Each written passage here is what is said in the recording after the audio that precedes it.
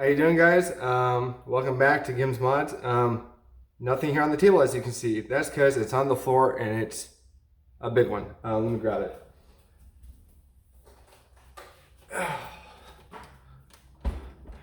This is my Nerf Prometheus with the God Hopper on it. Yeah, it doesn't really fit in frame, but it ain't good enough. All right, so the Nerf Prometheus is the biggest rival blaster out there as of now. This came out in the in the fall of 2018. It originally cost $200. I think it first came out at Target. That's where I saw it. For $200. And this God Hopper I bought off of 3D Printer Solid on Etsy, and it was about $105. I basically got it just to hold more ammo. The original ammo capacity was, I believe, 100? Yeah, 100 in the original tank there. With the God Hopper, it holds about 13 to 1400, which is a ton more. We had a small Nerf war a couple years ago, and my boss tried to fire his Nemesis at me, and by the end of me firing this at him, he was hiding behind it like a pillar with no help. But I got him back. I got him Prometheus, I think for like $80 at Ross of all places, Ross, that Christmas. So I gave that to him for his Christmas present. So now he can come back at me with his, but of course without the God Hopper. If you have one of these, I suggest getting a God Hopper because it holds a lot more. But other than that, let's fire this thing up. It has a rev trigger under here, a light up here indicating that it's on, and it'll blink when it's slowing down or turning off. So let's rev it up and fire it.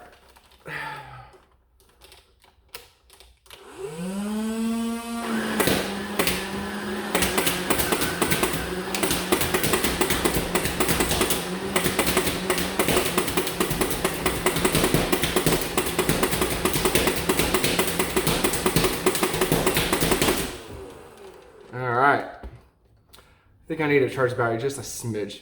Yeah, probably. As you can see, it's red. Usually it's green.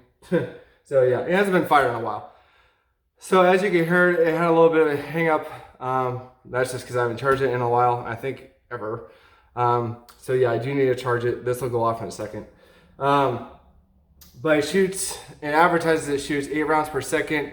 I think when it's fully charged, it gets up to more like 10 or 12. Pretty hardcore fire rate.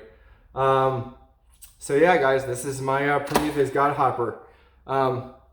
Note, if you have anything 3D printed, do not leave it out in the sun for any long period of times ever. If you have to, cover it with something, something not black. I don't suggest a black fabric on top of it because that'll just absorb the heat and it tends to warp anything 3D printed. I have an Apollo in the back. Its stock got some damage from it and it's now cracking, which I'll have to replace in the future. But as you can see, one of these has a clear window, one of these has a 3D printed one. There's a clear one underneath this, but that one cracked. So yeah, that's what happened in that one. So do not leave your 3D printed stuff in the sun for a long period of time. During play, yeah, it's fine because you're moving around, you're carrying it, whatever. But if you're having lunch or something during a war, I suggest putting it in the shade. So yeah, all right. I'll see you guys in the next one. Bye.